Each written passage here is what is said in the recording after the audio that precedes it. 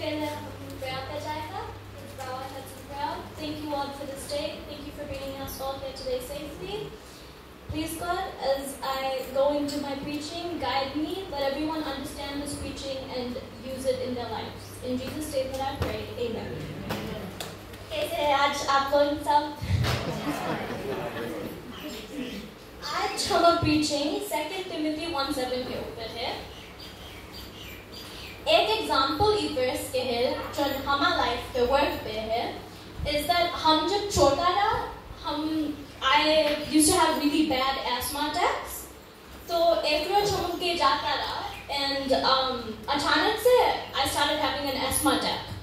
तो हम जब डॉक्टर के पास गया डॉक्टर बोली कि वो इतना खराब हमारा wheezing हो गया कि हमें करे जाके nebulizer every 1 hour लेके पड़ी. और तो फिर डॉक्टर के प्रिस्क्रिप्शन लिखे मम्मी ऐसे मेरे पास और बोली कि 2 Timothy 1:7 बोल दे रहो because usually हमें छोटा पे जब asthma attacks होता रहा it was because of fear. तो हम बोलते गया तो फिर डॉक्टर फिर से लौट के आए फिर से चेकअप करे और जब ई टाइम चेकअप करे पहले जब इतना बैड हमारा wheezing रहा completely clear हो गया thanks to God. तो रोज के बाद मम्मी 2 Timothy 1:7 हमारा बेड के पास ऐसे स्टिक कर दिस रहा.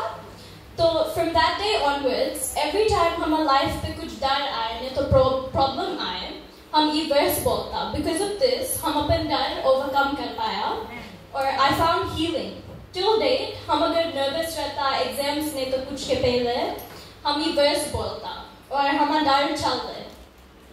तो आज हम आप उनके भी बताए कि अगर हमारा लाइफ पे ये वर्स वर्क करे तो आप उनके लाइफ पे भी वर्क कर सके. Since the word of God is very powerful and it works in mysterious ways. 2 Timothy 1:7 For God has not given us the spirit of fear but the spirit of love, power and sound mind. ये verse पे हम आज थोड़ा detail पे जाएगा. First part verse के बोले हैं that God has not given us the spirit of fear. जैसे कोई प्रॉब्लम आए लाइफ पे हम डर जाता और यही डर से डाउट आए हम गॉड के क्वेश्चन करने लगता सोचता कि क्या गॉड हमके हेल्प नहीं करे कि क्या गॉड प्रॉब्लम सॉल्व नहीं करे. ऑलमोस्ट सब खराब इमोशंस लाइफ पे आउट ऑफ फियर आए. Fear is a emotion of Satan. वो हमके लाइफ पे डर लाए. तो 2 Timothy 1:7 पे बोले हैं that God has not given us the spirit of fear. कि हम अगर God पे बिलीव करें हम उनके लाइफ पे डर नहीं रहे. एक और वर्स जो हम उनके ये रिमाइंड करें is Joshua 1:9.